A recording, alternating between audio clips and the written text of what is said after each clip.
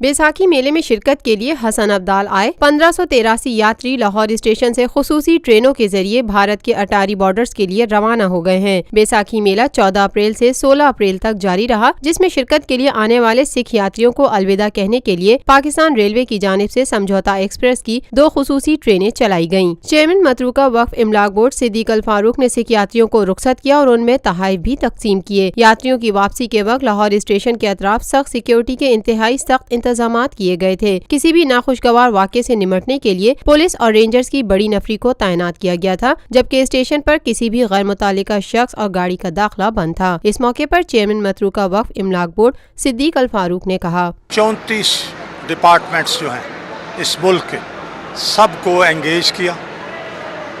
इसमें हुकूमत पंजाब ने हमारी मदद की, सबसे बढ़कर वफाकी हुकूमत ने हमारी मदद की और इन अपनी ज़ात से ज़्यादा इनकी हिफाजत का ख्याल रखा।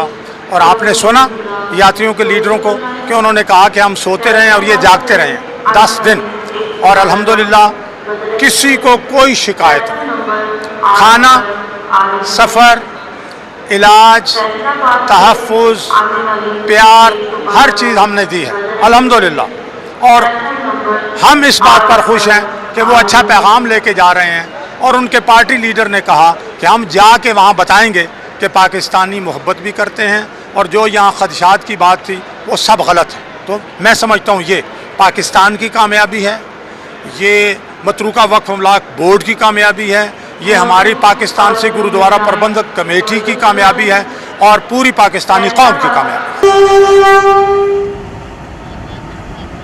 Lotus Lake Towers, a groundbreaking endeavor by Lotus Properties.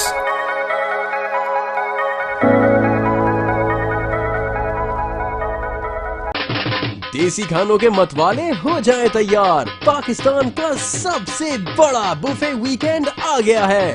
21, 22 और 23 अप्रैल जुमा, हफ्ता और इतवार पाकिस्तान का दस्तरख्वान सजाएगा देसी खानों का बेहतरीन इंतखाब फेयर हॉल गार्डन्स कराची में। जो चाहो जितना चाहो खाओ। #PKDKHI